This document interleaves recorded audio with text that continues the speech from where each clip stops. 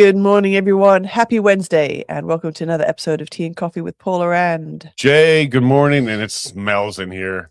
My nose is cleared up. I can smell her witch's brew now. I'm just telling you all, the lucky you're on that side of the screen, in my opinion. It's all I've been hearing for the last 10 minutes.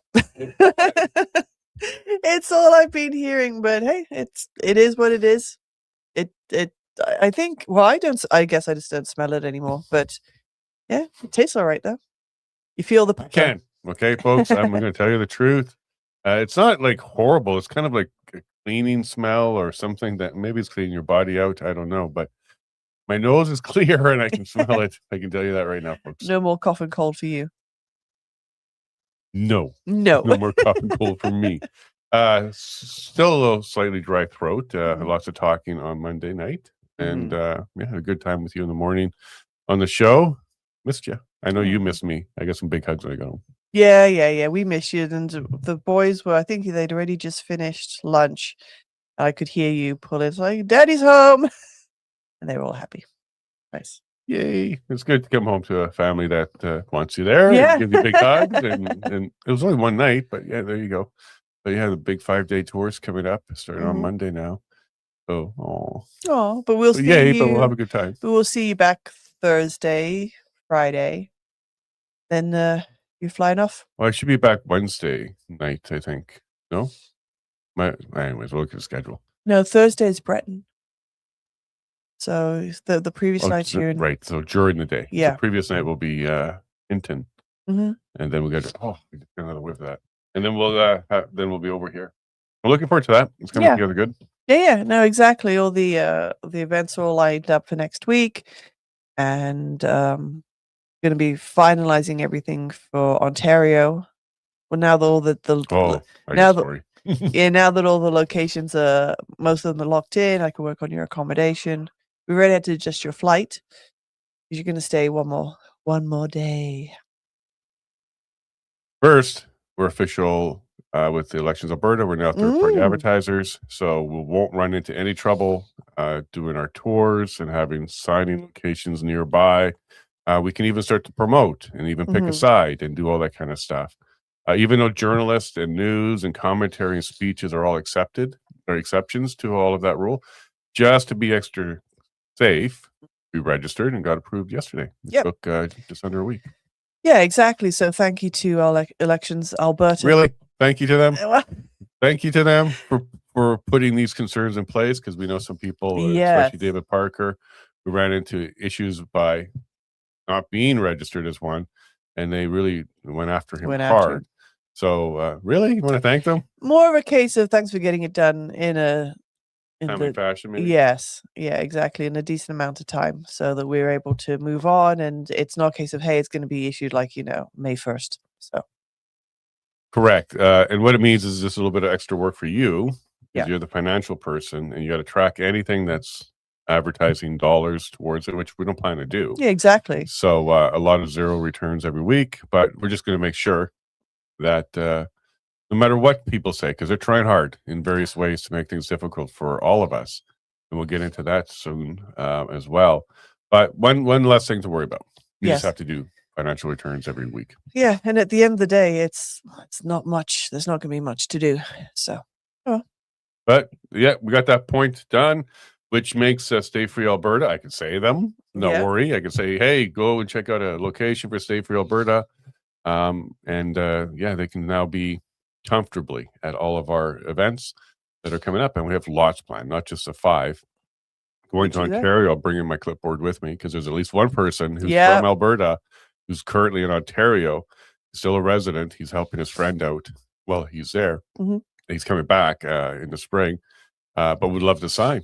And it's totally legal. He's still a resident, got his ID, and he's 18 plus. That he is. Yeah, and a Canadian citizen. So I'll bring my clipboard there and collect his signature. So if you're in the Barrie, Ottawa, Toronto, Hamilton areas, go check our schedule at supportsean.ca. You don't have to get a ticket to any of our events, but if you show up to an event and you want to sign and you're an Albertan, you're just out here on work or vacation or helping out a friend with their farm or whatever you're doing. If you're a resident of Alberta, just happen to be in those areas at those times, say hi. Yep. and bring your ID. Yep. No PO box. If you do need another piece, Yep. and you're legit, you're allowed to do. There is no restriction on where the people signing are. It's just your residency, your citizenship, and your age. So happy to collect a signature or two while I'm out there. Yeah, exactly. Might as well. And exciting news as well. Chris Corbett is looking to get his training finalized, and then he can also too be a canvasser down in Lethbridge. That's awesome. Yeah. More the merrier. We're in the thousands now of canvassers. I know badge number 1. I've met the guy. He's awesome. But now I met badge number 1001. So if you have 2001 out there, come say hi to me. I want to meet you too. Yeah. No, exactly. You guys get together and get numbers. And so how's the homestead for our Martin update? Fine. A friend is going to be doing a bit of traveling, so I'm actually going to be going to her place because I will be farm sitting for her. So I'll get some. Well, I already have some experience with dealing with the cow, and now I've got to go deal with their horses too. Add that to my my resume. But yeah, no, just busy and also here's the thing, just enjoying the good weather. Today's the last chilly day and it's like -6. Everything else is going to be like +3, +4 with a low of maybe -3. So I will take that for the foreseeable future.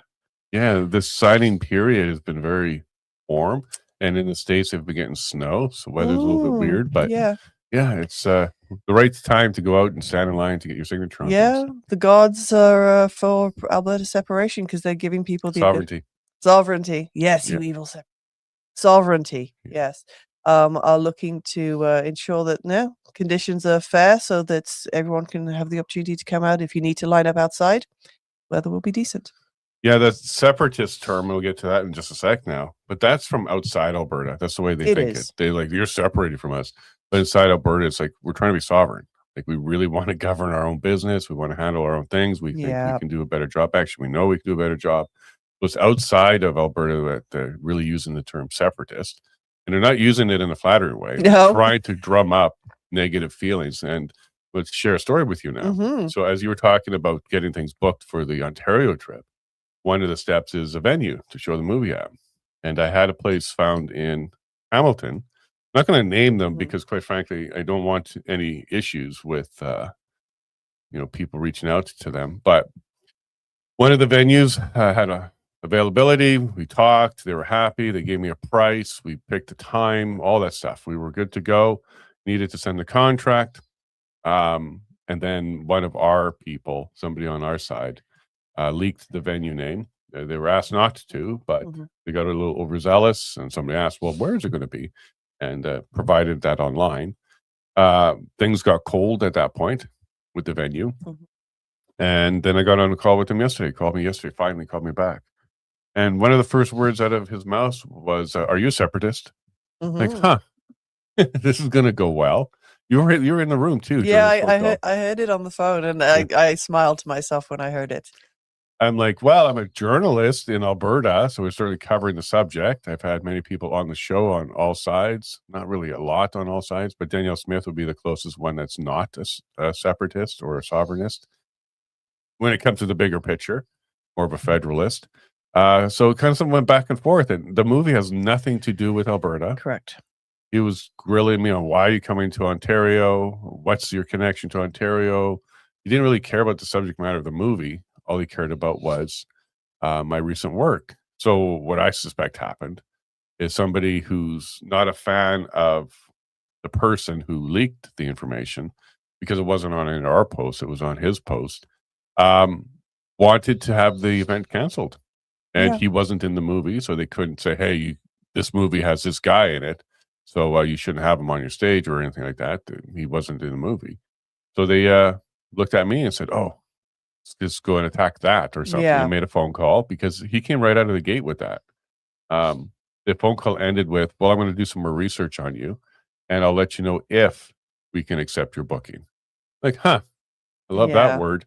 So I got on the phone and looked around, found another place, but did not get an email from them, did not get a contract from them, did not even get a no thanks, we can't do it message from them. And he was fully aware that I was trying to expedite everything so we can start the marketing, get the marketing going for Hamilton.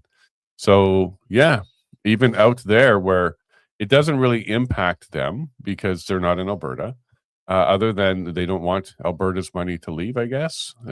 These Neither do we. socialists really hate capitalists, especially sovereignists. But yeah, that was a weird phone call. I wasn't expecting that. Mhm. I thought maybe push back on the subject matter of the movie. Sure, maybe you can go there, but okay, whatever. Yeah, it was very interesting that he chose the word separatist to use. So that's the attitude and mentality from the Ontarian. Yeah, we're sovereignists. We want to be sovereign. We've been trying hard to be sovereign in a united Canada. That's Danielle Smith's platform. And as you all seen, you get MOUs, you don't get deals. You get maybes and carrots and sometimes a stick, but we don't make any real headway. And as soon as that came out of his mouth, I'm like, oh boy, I can tell you what stickers on his front door at his place, Yeah. because that was his attitude. It's not even about sovereignty, the movie. It's Yeah. about Sean Hartman. And he didn't seem to have a problem with that. Even that subject matter, it was me. Yes. Oh, poopy. But yeah, and yeah, I heard it, and it did come across as a little bit aggressive to find out.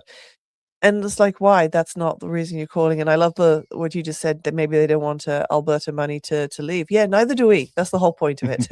Exactly. Which side of that border are you on? Yeah. But why would they really care? So if we are a fringe group and we're not could be successful, don't care, right? Things won't change. If Alberta chooses through a democratic process to go ahead and start that process, that's a democracy. So these socialists, all they really care about is keeping what they got and try and take more. They don't like capitalists. And that's a theater that has now going to have an empty screen that night. Yeah. Because of his position, or sorry, maybe they, them. Let's be careful. I don't know. I don't want to presume the pronouns. We'll be safe and use they, them. Because yeah, that was such a weird phone call. Yeah. Yeah, and at least the majority of your interactions and conversations have not been that way. But yeah, it just shows that every now and again you are going to encounter some sort of resistance or pushback. All right, so stay tuned for Hamilton. We do have another venue. It's going to Yeah. be a nice little gathering there. There may be an after party, so if you want to join us in Hamilton and then spend some time with us for a late dinner, you go to supportsean.ca and grab your tickets now. We will release the venue information shortly. Especially if you bought tickets, we'll email you that information. But once we've booked the last venue, which we're working on for East Toronto area, so the Markham, Oshawa, Pickering, North York, somewhere over there. Yeah. Then we'll get the venue list out, because once we're booked, and we weren't quite booked with that other one, and it looks like he's not going to send anything. So we'll do an alternate one. But it'll be great to see you all there. And again, the subject matter is good. It's all researched. There's peer-reviewed information in there. Nothing is speculation. We're not even saying don't do this or don't do that. We're just pointing to the government information, peer-reviewed information, doctor testimony, and it's well researched. And the story of Sean Hartman. Yeah. So go ahead and grab your tickets for that. I'd really like to see you all there. And that was enough whinging from me. It helped me forget about that smell. That's good. You're welcome. Yeah, I just remembered it now. It's back. Came back. All right. So thank you to John Bolt. It was really great to meet him finally. A lot of you reached out and said, hey, you guys should do something together. So now we have episode 100. I think he played his cards just to get episode 100. He could have come on in December. We couldn't make it work. He's an early bird just like us. But he came on to episode 100, and congratulations to 101. Yepers. And so a good friend of the show, Jack, he's been on at least 2 times. I think he was on a panel where we were talking about Bill 9, I think it was at the time, to protect parents, children, and women's spaces in sports. He's being attacked by, the inclusive, loving group. They're ripping up old photos of him, decade-old photos of him. And his post here is about he's come out twice. He's come out as gay, and then he's come out as conservative, and the conservative one was harsher because the entire quote community absolutely hates him because he has political views which are not aligned with theirs. Yeah. It doesn't change his lifestyle or the way he lives or anything like that, but they attack him. So he's right up there with Danielle Smith in her eyes. And I think, take a bow, Jack, because if you're in the same same circle as Danielle Smith because of the work you're doing, and they're seeing it and they're afraid of you. Good on you. But my post here is conservatism has always been about life, liberty, and the pursuit of happiness. If you think coming out as conservative is rough, try coming out as a Christian as well. Jack, you are loved for who you are, no matter what. God bless. Yeah, if he came out as Christian, oof, yeah, then he'll know really how rough it is because we're persecuted for sure by many for our faith, not religious belief. Because if you're a Christian, you have faith, and not a religion. It's faith. But yeah, good on Jack for standing up for himself. And yeah, the very inclusive, loving group is not so inclusive or loving. Yeah, exactly. Look how that he's been mocked. So yeah. So the appeal is now done, which means all the arguments, submissions are in. You got to remember, an appeal is not a trial, and what it is it's got to find an error in law or the facts, some sort of error.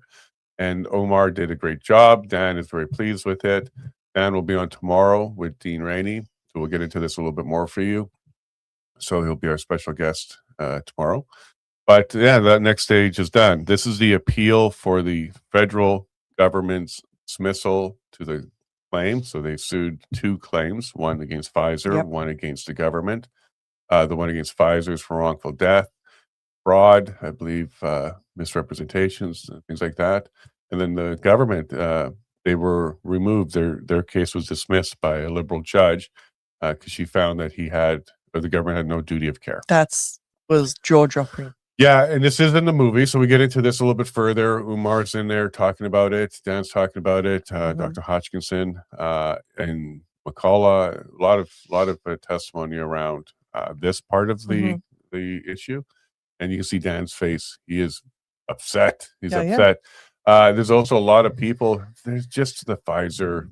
It's got to be bots because they're not humans that go after Dan and anybody associated with him. It's just some crazy stuff out there. But Dan taught me the hide reply option on X. I didn't even know we had that now. And it's been handy because there's a definite little army of disgusting bots that come after Dan for the subject. But, Big Pharma will stop at nothing to keep it as Big Pharma. So the appeal is done. We're waiting for the decision. Could be 2, 3, 4 months, maybe even longer. But we should hear the answer. It should hopefully overturn the lower court decision, and we'll get them back onto the hot seat, and there'll be a trial because they even get to that stage yet where evidence has been brought forward and defenses are brought forward. It just got dismissed. Yeah, I just how can there be no duty of care from our government, our Health Canada, for people of Canada? Yep. So we'll see how that rolls out. But good job on Omar, and I heard the Crown's lawyers were laughable when it came to the expert testimony and doctor testimony, medical information. They just butchered it. Hopefully that court is wise. All right, BC happening. BC is organizing now. So we were aware that there was a prosperity project in BC, but it wasn't really organized yet. It was very loose. There was some talk about it. Now they're starting to do organizational meetings. So this came out yesterday. February 2nd is the meeting, 8 p.m. Mountain Standard Time. That's because we're in Alberta. It'll be 7 p.m. Pacific Standard Time. Yeah. But yeah, they're organizing. So they're starting to get going. So just like Saskatchewan, probably taking a page out of Alberta's book, Prosperity Project is a very good way to get out the information. And now BC spinning it up. People are very pleased about this. This went viral pretty quick. And if you go through the comments, there's a lot of people like, yes, I was waiting for this, stuff like that. Yep. Well, first thing they got to do, though, is cut off this British Crown part of their image because prosperity means not being part of the monarchy anymore. Yep. In Alberta's flag, I'll just leave it where it is. But we have a thing at the top of our flag that I don't think will survive sovereignty. Yeah, the St. George's Cross is going to be removed. Yeah, and I don't think there's a lot of people whimpering about that one. But in either case, BC's doing it. So now Saskatchewan's got one going. Alberta's leading the race. Quebec is looking at it as well. So we could have 4 horses in this race. Would Ottawa really care? That is the question, that there are rumblings of, discontent within the provinces. No. The most common comment here, though, is we don't want the Lower Mainland. Yeah, We it's don't want the northern islands. BC. Send them to Washington State or something, but they don't want them to join. So it's central and northern. And if you look at the northern one, that's where Prince Rupert is, and that's where we want a port. Yes, correct. Yeah, that's how we want to get to the port. So you go BC. One comment was, "Hey, we can be a great country together." No, let's not undo the chains and then add new ones. The last thing we need is a new federation that controls everything. I'd much rather be a union of republics where we work together. Yeah. My comment was cooperation, not a new corporation. That's the direction we should be going. So look at you, little wordsmith there. We should be working together, but I don't think we should have another layer on top of us that makes us a federation. Let's cooperate. I think we'll be far better at that. Be happy to share some of the oil revenue with you if we get to Prince Rupert. So give it up, BC. Looking forward to it. I'm still dry. I'm about to cough.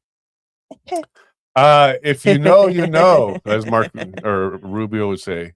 You didn't know, now you know.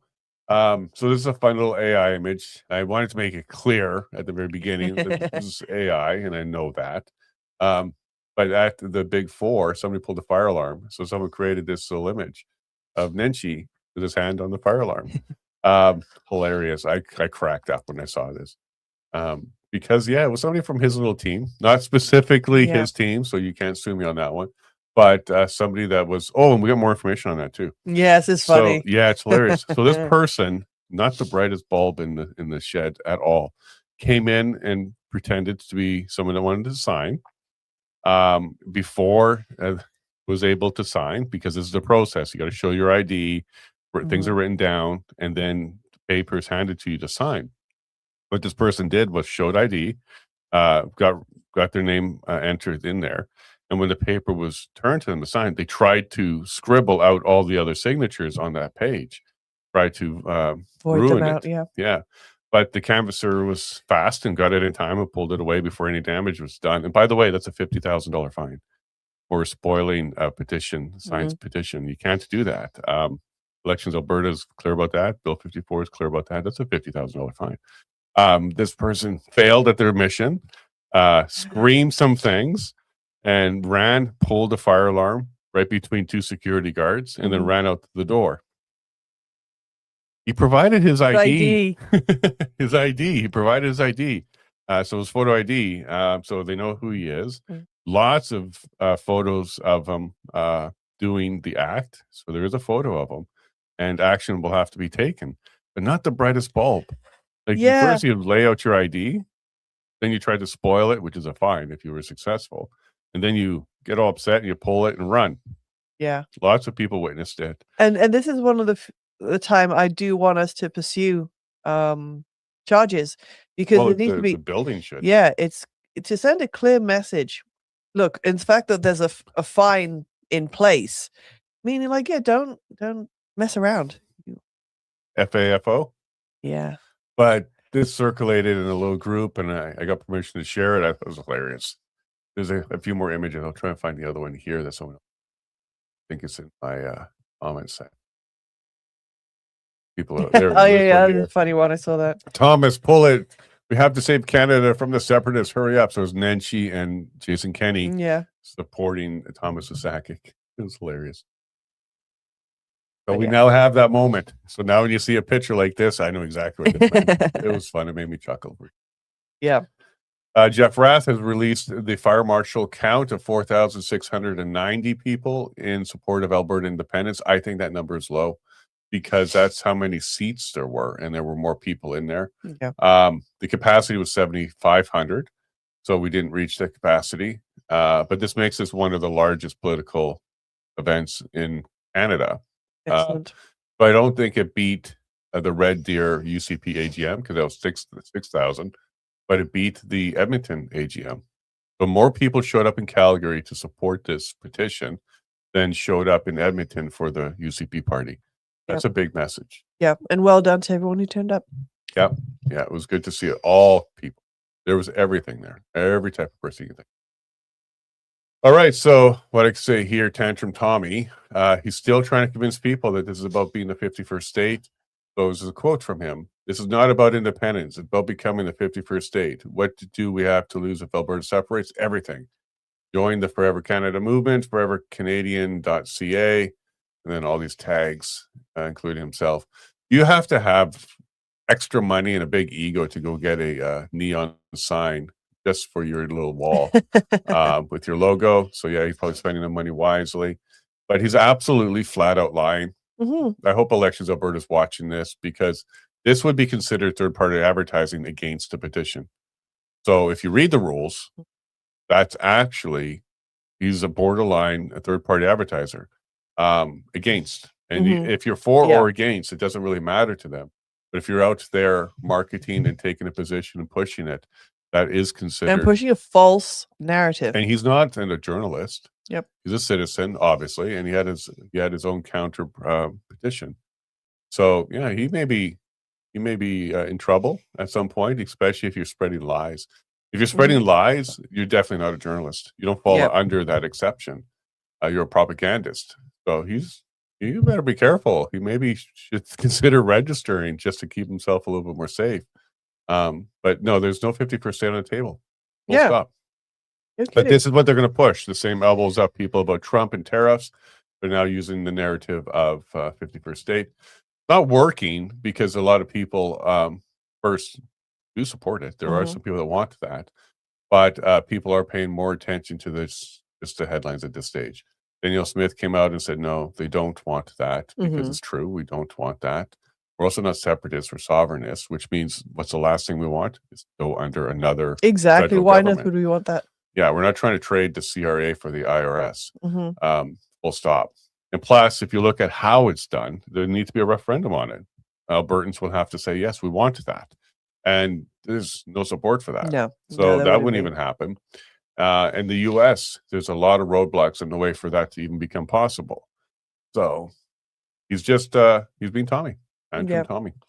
Oh, here's a question here. What's Danielle's email address so we can send in our complaints? Would we be emailing for this? Don't send it to Danielle. That doesn't do anything. Maybe Elections Send it Alberta. to Elections Alberta. Send it to Gordon McClure, the Chief Electoral Officer. Send your complaints there. That's where you levy the complaints that you have to follow through on. Go to Elections Alberta, find the form. Because and he's also lied so many. Yeah. I wouldn't be surprised if there's an active investigation already, because even during his petition, he was giving misinformation out. Yes. And then Marty here, he's been under attack now by Jason Kenney directly. Jason Kenney is screen capturing some of his posts and putting it out there, calling him a racist and other things. He's cherry picking for sure, and he's not providing the full context of what the post was responding to or anything like that. But Marty wanted to remind Jason Kenney, you didn't have a problem with me when I was door knocking for you. Yeah, exactly. Here's some pictures of them working together. But Jason Kenney has definitely got to the crazy bug now. Had it for quite a while. He's a federalist. He really should move to Ottawa because he's not Albertan first, for sure. No, and it could be why he's no longer the premier. Got booted because of his alignment with the federal government, Liberals. So there you go. There's the news, and don't forget to check out our little trailer here and check out the movie. It's getting a lot of good attention now. It's starting to spread a bit more. We would love to see you all there. The plan is to do screenings. So if you want to see it nice and early and do some meet and greets, do that. Go to supportsean.ca to get yourself a ticket. There will be a lot more locations in Alberta coming up soon. Yeah. This will be after I get back from Ontario. I'll be traveling with the movie. There's also a couple tours, more speaking engagements that we're setting up for conversations. So I'm going to be all over Alberta for the next little bit. We're also in contact with 2 movie chains about possibly showing it in their theaters. So there could be a larger release of this. No names yet, but the biggest one in Canada is one of them. So they'll be coast to coast, the theaters everywhere. And then another large one that has the West covered pretty good. So in Saskatoon and BC, all over Alberta, every market, and several markets in Ontario. So we'll see how that goes, and we'll keep you posted. Yep. It'll be great to see that. All right. Well, our fantastic, wonderful guest has arrived, and I'm really excited to speak with Derek this morning because he was the MC at the Yeah, well Big done. Four, and he was up there. And he was at least 4,690 eyeballs on him, or sets of eyeballs on him, at least, according to the fire marshal. Let's go ahead and bring him on. Good morning. Morning, Can you? guys. How are you? Good, good. Nice to see you this morning. Always good to be back on the show. It was good to see you at the event as well. Absolutely incredible. I could not believe how packed that room was, especially when you see all the videos on social media where it's showing like a bird's eye view of the entire layout of the room. I've only ever been in the Big Four at Stampede time when it used to be a casino. I know they've moved that over the years to the Cowboys casino area, but it's a lot different when you don't see all the tables and equipment crammed in there and it's just a wide open space. Uh, Absolutely electric. Couldn't believe it. So now you're Mhm. an actual witness to two major ones. You were at the rally at the legislature in Edmonton, and now the Calgary one. What was the energy like in Calgary this time around? I don't want to try to draw straws between Calgary and Edmonton because we all know about the battles of Alberta, but I'll tell you they were probably very comparable, very much on the same scale. I think that Edmonton and many Calgarians came out to the Edmonton rally as well. I know a lot of buses brought people in, and vice versa for the Calgary event. I think what we're seeing here is Albertans representing independence. I think what we're seeing is a clear show of strength from both sides of the aisle that in these municipalities where independence is up for debate, where a lot of people think the numbers are going to struggle, that this isn't the case. I think that those numbers are continuing to grow every time Mark Carney opens his mouth.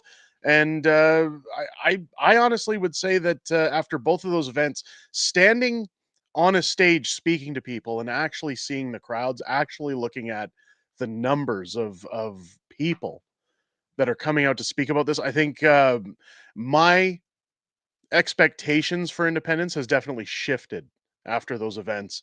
That it's not just, well, can we get independence? It's, yeah, I think we're well on our way. Yeah, we didn't see video, and if it existed, it would have been shown with Lasakic's petition run. We didn't see him filling up venues or long lines or anything, and that was in summer. Like, if you're going to get long lines and get everybody out, that would be the time. We And didn't see correct, it. we would have been definitely been shown it. Yeah, it would have been everywhere. They would have been promoting that like crazy. But we saw a couple pictures of some people at a table, and that would be about it. So, do you think we're going to surpass his numbers and maybe get to Mitch's million, as Paula likes to call it? Well, I'll tell you, during the summer, I'm out in Spruce Grove, and I'll tell you that when I was traveling around in the summer with my family, there was some, like, you'd see the same groups of signature collectors in or around the Spruce Grove area. Now, Spruce Grove and this part of the county, in Parkland County, uh, very conservative for the most part. A lot of people are always shocked about that because of the way Edmonton typically votes during provincial elections. However, nobody ever harassed them. And that's one thing I noticed. Nobody shut down their events. Nobody harassed them. Nobody gave them a hard time. Most people just asked questions. There was a day I pulled up near the end of the signature collections. In fact, it was the final weekend where I just asked some questions. I let them know that I was a political YouTuber and that typically I report on conservative politics, and just wanted to ask them, like, why would you want to stay in Canada? Why do you believe that Alberta should remain the way it is, or what drove you to collect signatures? They didn't want to answer a lot of questions, but they were also celebrating at the same time that they had collected their 500th signature throughout the entire collection process. So Oh, wow. when I see that that's the response, that we've sat here for 90 to 120 days, whatever the limit was they were given. I know it was under different rules than what we had, but 500 signatures versus alone what we saw at the Swamp Donkey that night that the brew house was canceled. I think it's very plausible we're going to get to that million. I think when you look at the lineups, when you look at that's again where I'm saying my perspective had shifted. Corey Morgan he's been saying it forever because he wrote the Sovereignist Handbook, which, by the way, is a nice plug for Corey. Go get a copy. But he said during Rebel News is done getting screwed campaign at the beginning of all of this that, look, Quebec had to do it a few times. I think Alberta's going to need to do it a few times because, you never get it right the first time. People have questions. There isn't enough information going around. Uh, Ever since these lines have begun and the social media starts to show just how many people are coming out, a million to me seems like a walk in the park, but I don't want to jinx anything. I think Alberta's got this. I think that we're about to show that we're more organized than Quebec. I Mhm. think you're onto something there, and especially if you're saying that this one Spruce Grove one had 500 over the course and they celebrated it. That's 100 sheets at 5, and they didn't have the same ID requirements. Mhm. Yeah. I'm not sure if that's hurting our numbers at all because people bring their ID and they bring their extra stuff to make sure that if a PO box is on there, they're good to go. But we had 307 in Buck Creek in a Saturday afternoon. Mhm. And that's a population of 100. Yeah. So yeah, I think the numbers are showing up. Edmonton was showing up. We were in Stony Plain. You took the stage with Maudry and myself as well, and we sat there for a 2-hour question and answer period because there were some Mhm. great people asking some great Mhm. questions, but there were thousands, and that was in Stony Plain. Yeah. One of the things I really enjoyed about the Stony Plain experience was we had an individual who came up and actually said during the question period, "Look, I'm against separation, or at least was, and I want to ask some questions. I want to get the information." I think that's the best thing to push to Albertans right now is that it's not all about having the answers. Like the majority of us are sold on independence when we go to those information sessions. And I think that if more people came that had questions about, well, what about a pension plan? What is the plan after independence? Where could we save money? I haven't read The Value of Freedom. What benefits does Alberta gain if we get independence? I think those are the things that need to be asked versus the typical you're a traitor or you're dirty or we should just stay in Canada because of the nostalgia for a flag. I think that this is the time if people really want to be prosperous, they have to start asking questions, and I think they are. I was just seeing last night a Ipsos poll was released that Juno News had reported on that states Alberta actually has more separation support than Quebec. And if you look at the numbers in Quebec, their separatist party is about to win an election and they're going to push for another separation. So if polls are suggesting that Albertans are greater in number than Quebec, I think people are starting to wake up and ask questions and realize that this is the path forward. This is the only option we have. Well, nobody in Stony Plain pulled the fire alarm. We didn't have that funness, but we'll get into that in a second for the big four. But what was some of the questions that you enjoyed? I know that 22-year-old who said, "Hey, look, some of my friends are not really on board yet, but they also want to leave home at some point. They want to get their own house and get a job. Like some of them are having trouble getting a job." And I pointed out to her, "Well, it sounds like they want to be sovereign from their parents. One of the Mhm. ways to get there is to have a sovereign Alberta so we get back to having jobs for the youth and affordable housing and a way to kind of build your own life." And I think that kind of clicked with her. Yeah, I definitely think that young lady was one of my favorites to come up because it's showing that the youth and look, the youth are commonly the ones polled. I don't know again if you've ever discussed about the polls that came out in Alberta prior that said the youth were amongst the most supportive for independence. But to see the youth turning around saying, "Look, this isn't about political parties anymore. It's not about liberals, NDPs, or conservatives. This is about the fact I can't move out of my parents' house. I can't get a job. I can't support myself." To see that crowd waking up and realizing that, oh, you mean I actually have to work for the things I have, or somebody has to pay for my phone, or or my schooling. I think they're starting to see the benefits of independence, and I'm happy to see them asking those questions. There was a number of questions again about what currency are we backing? Hmm. That came Is up this often. 50? Well, is this 51st state? I know every time Tom Lakasic opens his mouth, and I know he recently put out a big video saying, "Oh, they've gone down to the United States, so this is all about Trump and 51st state." I don't think a lot of people who are on the fence about independence realize the work that goes into becoming a state, and that going through the House of Representatives and getting the blessings of the Democrats for Alberta to join the United States is virtually impossible. And both the Trump administration and the US administration have said, no, Alberta will not become a state. It's merely just a pun of Donald Trump. But we've seen Trump derangement syndrome on full force.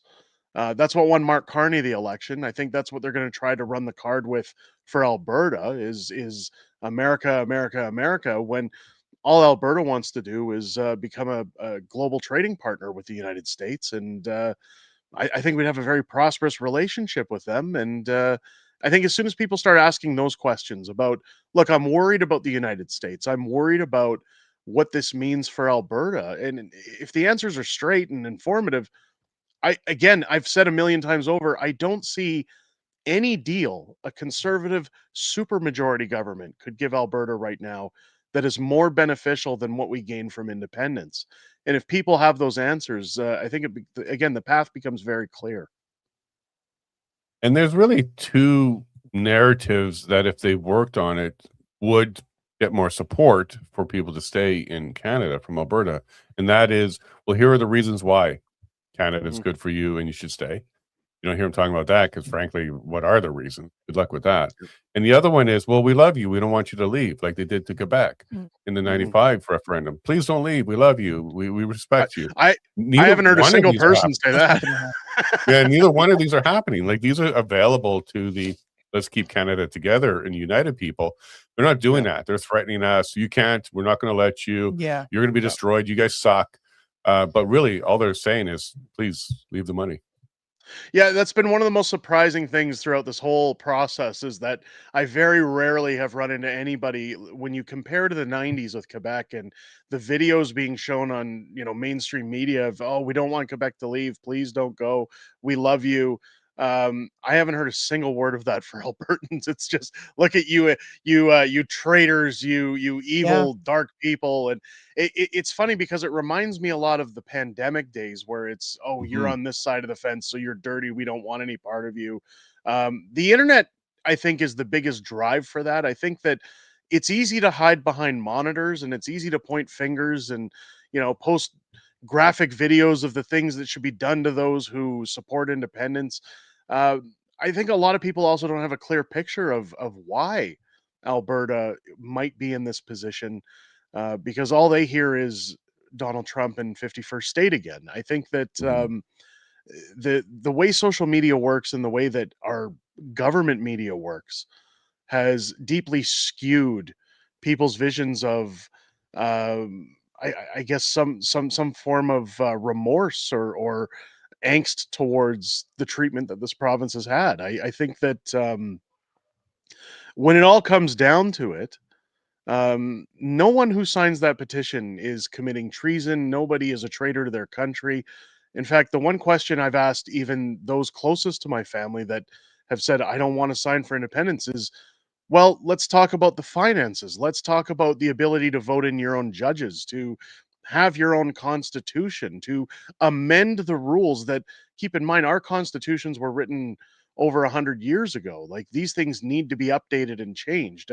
If we had all of those things in place, if we'd drilled $1 trillion worth of oil out of the ground and suddenly the Canadian government came to us and said, we want Alberta to join Canada Mhm. in our current economic state. We want you to join Canada. Oh, and we want you to take those $1 trillion worth of oil and start dispersing your profits amongst the country and come into our system.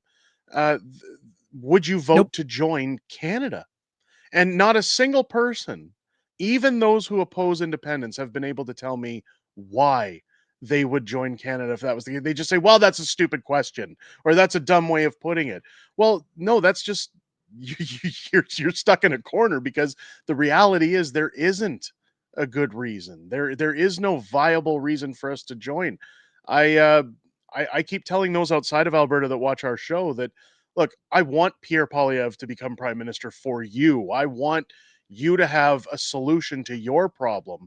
I think a lot of the vitriol that comes towards Alberta from outside the province is because people may, and I don't want to paint pictures with the same brush, but I think a lot of people might be upset by the fact that, hey, they can actually make a change. We're stuck with what we have. Um, I wish nothing but the best for the rest of Canada, but we've been abused for too long. We've been told by the government for too long, your voices don't matter, your needs don't matter, and shut up and keep paying. Yep. 100%. Mhm. And obviously, they don't understand Albertans. because I started my speech with traitors, separatists, and dirty Albertans. They got a chuckle because they're like, yeah, whatever, we don't care. So calling us names is not going to change a single Yeah. mind. In Mhm. fact, it strengthens the resolve that, like, okay, yeah, you guys don't respect us. Not even to the point Mhm. where you can talk to us nicely. I was on a podcast yesterday called Political Orphans, and there's a lefty and a righty on there. And the lefty, he's open and he's asking questions. And I asked him, like, what do you think about it? He's like, well, I don't want to see Alberta leave because I'm a vet, my pension. I want to make sure all of that stays in place. I'm like, okay, well, putting that aside, can you give me a reason why Alberta should stay in Canada other than your own personal financial reason? Is there any other reason? Mhm. And that caught him. He's like, oh, Mm. actually, no. There's the emotional reason and the the nostalgic reason, but no, there's no tangible reason. Yeah. And then I posed to him the same question you just said there. If Alberta was already sovereign and Canada said, here's our pitch. We're going to make you more landlocked. We're going to cut down on your pipelines. We're going to limit your global market access. And we're going to remove $30 billion a year from your economy, distribute it all over the country and give no respect for it. Sign here. And he's like, no, okay, I get it. I Yeah. totally get it. And he's from the East. He's even further than Quebec. He's from the East Coast. Mhm. And he's like, no, I get it. It just sucks. I hate to see you Mhm. guys go, but I can't give you a good reason for you to stay. Yeah, and I like the comment you made that it's very reminiscent of the COVID era. And I think we were at that time we were encouraged to hate, we were encouraged to mock and to segregate. Mhm. And so we've already now cultivated that skill set. Yeah. So We've now, got the thick skin now. yeah, but also Yeah. for those who do it. So now it's like nothing to these people to again go online and to spew hate and to say you're different and I disagree, so therefore you are wrong. And I think it was encouraged from our government during the COVID era, and it's going to be encouraged again from the government to say, yeah, go ahead and insult the Albertans. And I don't know if you caught the beginning of the show, but I was talking about a venue in Hamilton. I'm booking a tour out in Ontario for my movie for Sean Hartman about taking the Pfizer shot and passing away. And the guy called me back. He's like, "Are you a separatist?" Like, whoa! Like the movie's not even about that. I'm just coming out there to share a movie about a story about a young man who passed away. He's like, "Yeah, no, I went and looked at you, and separatists, all this stuff, and you wouldn't book the venue with me now." But not only I didn't get canceled because there was no booking yet, but yeah, people out in Ontario, Hamilton, they seem to be upset about the idea of Alberta separating and anybody that reports on it. Because I corrected them. I said, actually, I'm an independent journalist. I report on all issues, including what's going on in Alberta. But no, he wanted to label me that, and we couldn't book with him. Yeah, it's unfortunate that seems to be the stance. We're no longer in an era where people can agree to disagree. They can just say, well, I don't like what's going on, but this is my opinion. That's your opinion. The internet has been the biggest driver to move people to red versus blue or left versus right, or Republican or Democrat, or however you want to label it. It's changed the scale in how we communicate with each other. And it seems to be with all the protests that go on now. Again, I haven't seen this many protests or heard of this many protests since like the 60s and 70s. And it's all of a sudden, every time somebody has a problem right now, it's, well, let's go protest. It's their God-given right. But it's now an us versus them mentality. It's very much uh, tricks from those who have vested interest in the game to manipulate those to believe there's a side or a line to stand over when it comes to these issues. And I keep telling my audience that you're going to see this the further we get. There's a very good reason why Stay Free Alberta has not released the signature numbers. When you look at the outside um, view, I guess, of those who wish to bring harm towards a movement, whether that's verbally, physically, you name it. Um, I think it's only going to drive people and their hate further. So I commend them for keeping those numbers under lock. But you'll see that even the Conservative Party of Canada is soon going to start attacking the independence movement. In fact, they already have. I don't know if Yep. everybody noticed Yeah. that Jamil Javani was doing a nationwide speaking event. And they've started and kicked off their university speaking tour in Calgary, and it just so happened to be rescheduled to the same evening that we were doing the Big Four rally in Calgary, and during those hours as well. I mean, the Conservatives are nervous. I think it's about what 36 seats they stand to lose if Alberta leaves. So they're rightfully nervous. Um, I think that should we see a spring election, that's going to be one of the hot button issues amongst the Conservatives is where do you stand on Alberta separating, and they're going to have to draw their line in the sand. And I don't think it's going to bode well for those in Alberta who want to talk about, we're being treated unfairly. And you bring up a good point, and this was one of the Mhm. things we talked about on that podcast yesterday. Was I think it's 37 seats that they would lose if Alberta leaves, and they definitely want to keep those seats. There would never be a Conservative government again in Canada if those seats are Mhm. gone. Saskatchewan's heading in that direction. We got some northern BC as well, and I think they're starting to learn this. I think it was a mistake for Pierre to announce that he won't be running in Alberta in the next federal election. There wasn't a need to bring that announcement out, but he was basically throwing in his towel. He's like, okay, well, I'm going to go somewhere else other than Alberta. And I wonder if that's because he sees the numbers. He actually knows the numbers within the party, and they're a lot higher than the media Yeah. is saying. I guarantee you that, especially with Conservatives in Alberta. We are Albertan first. And this is Yeah. something that was on that podcast as well. In Quebec, you're Quebec first, but in Ontario, you're Canadian first. Yep. And you're starting to see this, and I think they're waking up to that. There's a reason why Pierre's doing his leadership race here in Calgary, his review here in Calgary. Mhm. There's a reason why some of these other things are popping up in Alberta when it comes to the Conservative Party, because they absolutely kind of see where the writing is on the wall. I don't think they think it's fringe anymore. I think they saw the No. numbers and they're very worried. Yeah, it's weird how the federal political system is so different from provincial or municipal when it comes to playing the game. And I had Preston Manning on the channel not too long ago. Well, it was probably around summer. I had Preston on the channel, and we talked a lot about the federal side of things and where he saw things going, given his long tenure in the government. And he'd said, look. The Conservatives don't want Alberta to leave. At the end of the day, they want Canada to remain Canada. It's going to be a very off-balanced battle between the federal government and what Alberta's want, and it's going to be two perspectives of a pie. Pierre not running in Battle River Crowfoot. I mean, we know this was part of the plan. If we look at Damien Curick's resignation letter, I will defend the Conservatives. He did intend to run back in Battle River Crowfoot for the next federal election. The problem we're running into is that I think the federal election is going to come faster than they predicted. I think that he was hoping to come back in a 4-year span versus 6 months or 8 months, but here we are. I think the reason Pierre's announcing that he's leaving as early as he is because Mark Carney intends to plan out a spring election. I think that I mean, he's been asked several times, "Are you going to run a spring election?" And he refuses to outright say no. When you look at the GST rebate that he just offered everybody, I mean, this is the buying out phase where they try to convince Canadians that, hey, we're going to give you money back. We're going to give you back some of the money we stole from you. I hope you enjoy the 30 cents a day you're getting from us. You know, have your breadcrumbs and enjoy your life. I think this is where we start to get into manipulation season to try and convince Albertans that, hey, look, Pierre's going to run again. We're going to have another election, and hopefully he can take down Mark Carney again. But much like what's going on in Alberta with Trump derangement syndrome, you're going to see that play into the cards again. And Mark Carney knows this. I think this is primarily why he didn't do a deal with Donald Trump, or why he hasn't focused on the deal with Donald Trump, is that it's not only an easy win to a victory for him to get a majority government, but also to oust Pierre Poilievre.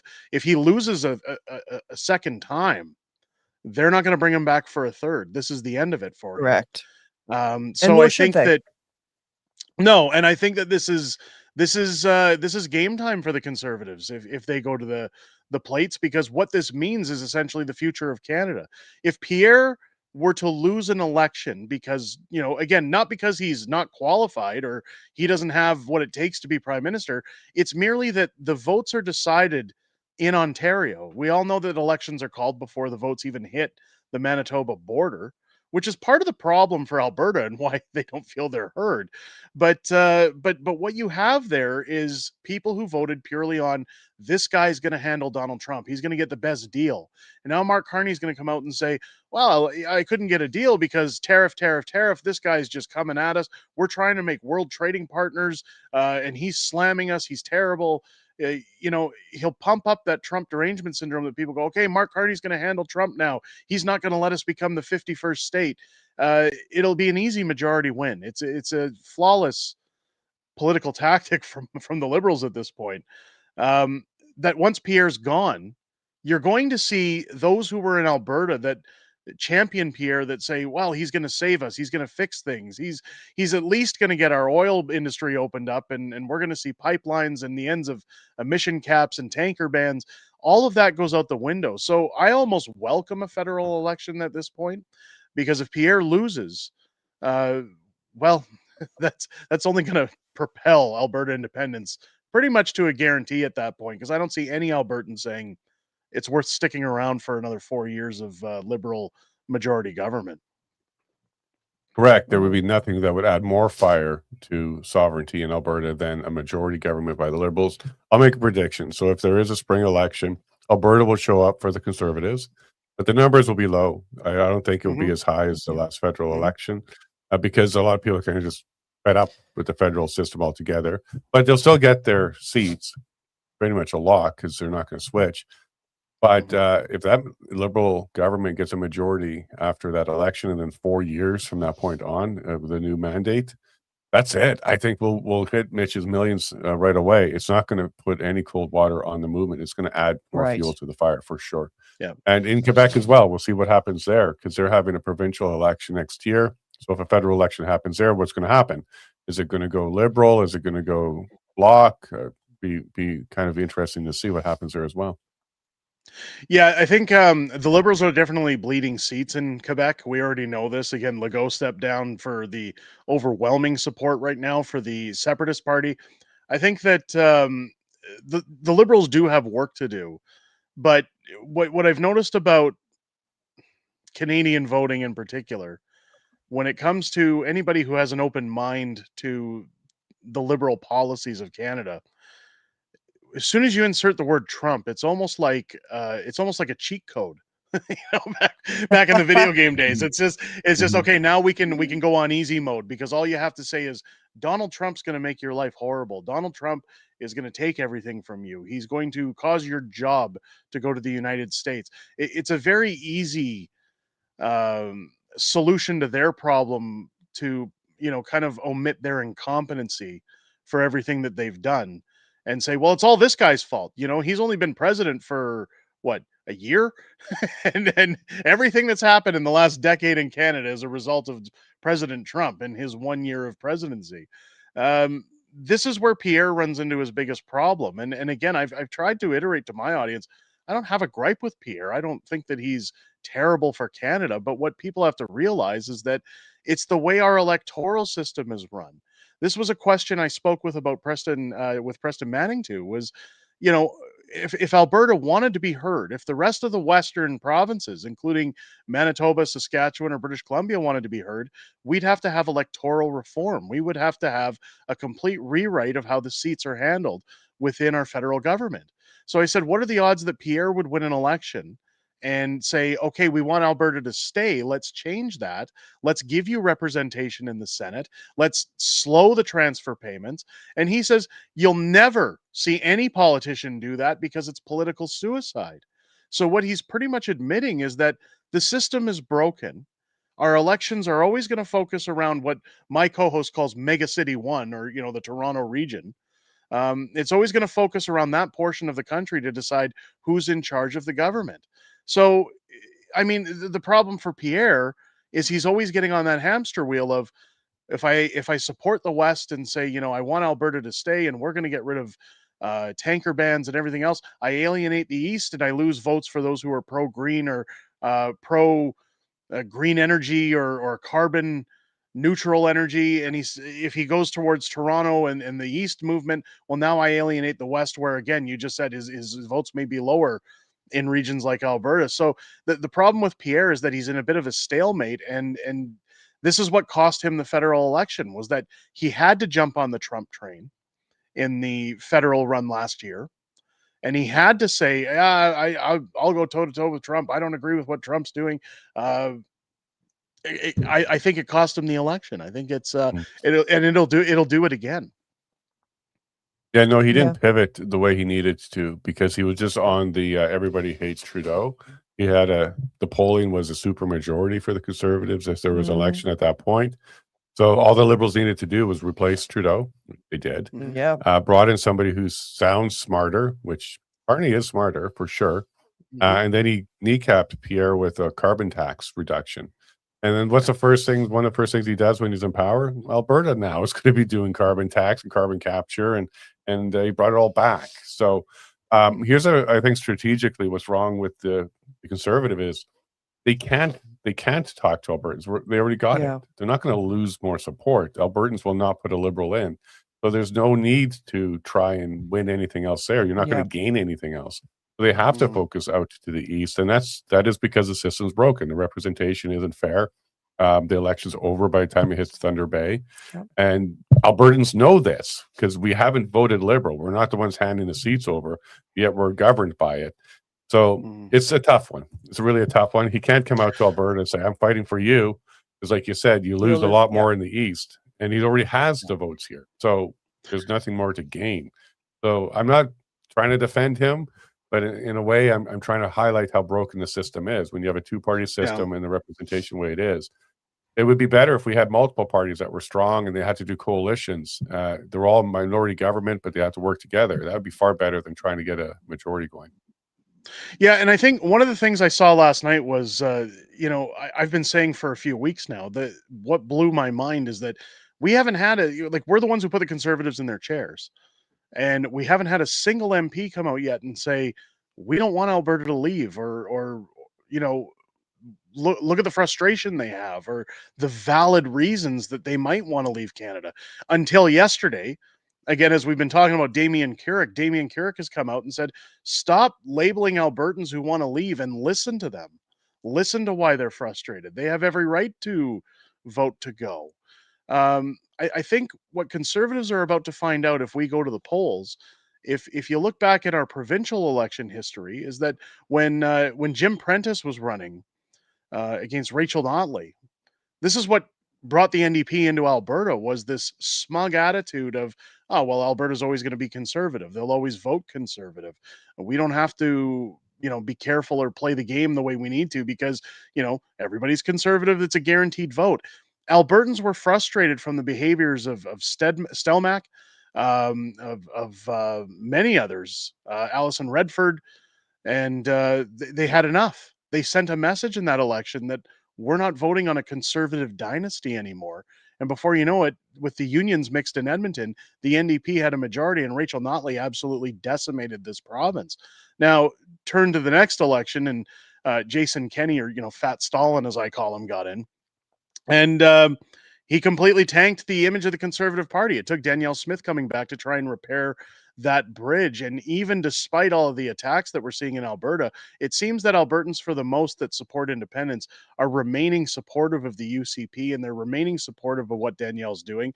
And while I may not agree with every single thing that Danielle does, I definitely think that she's the right leadership for Alberta, and we wouldn't be voting on Alberta independence if her policies hadn't been pushed forward to allow us that right. So I think what we've seen now is a government in Alberta that finally understands how Albertans feel, and at least at the very least supports how Albertans feel. I don't think we're going to see that from the federal government. And I think that, again, once numbers are released, once we get to that stage of the game, they're going to start to get into panic mode more so than they are already with just the vision of the lineups. Agreed. Yeah. So early May, I'm expecting a lot of information warfare to happen. We'll be attacked from all sides, globally as well. And this Trump derangement syndrome is all over the place. We had a friend. She's not even vocal about separation in any way, shape, or form, or sovereignty. but they canceled. One of her clients canceled a meeting with her for dog grooming because of the nurse was killed in the U.S. and this lady connected all the dots to Alberta separatists. And obviously, she's watching CBC and CNN, and she's falling into that derangement syndrome. That an event in the U.S. is impacting her business relationships with local groomers, dog groomers. Just sad to see. Right. Can you hang out for a little bit? We're going to go to our private Yep. section to talk to our supporters for a little bit.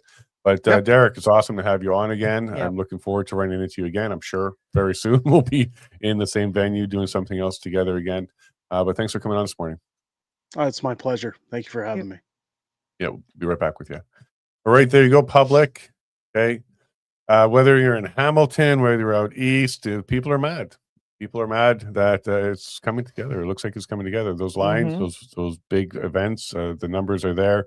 And there's already some people online saying, oh, they already collected 200,000 signatures, so don't bother going. They're doing that kind of narrative now. Like, oh, they already got it done. Don't bother going anymore.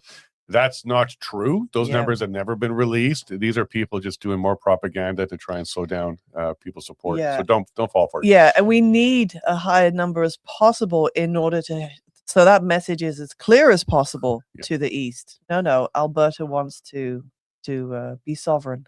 Whether you think Danielle will provide sovereignty or not, it doesn't matter. But if we provide her the numbers, and she's going to have to lead that parade, Mitch's Million will be a big message. So get out there. There'll be lots of events. Yeah, exactly. Once they start seeing which way the people want the wind to be blown, I'm sure they'll tag along with it as well. And I know the true Albertans are good to go. Yeah. That's not who we're dealing with. They're showing up. All right, folks, have yourself a wonderful day. And make sure that you like, subscribe, ring that little bell. Helps us out a lot. Share this out. Derek's an awesome guest. He's got some good information, especially on the Conservative Party. I think his wisdom there is very valid. Yeah, they're scared. Yeah, and don't forget to become a member. You can join us in the local side of things by going to levineshow.com and get yourself started and become a supporter. It is all recorded, so you can go back and check it out later. But right now, we're going to say goodbye to the public and hello to our supporters. Yeah, have a great day, everyone. See you tomorrow. You take care of each other. Love you all very much, and God bless.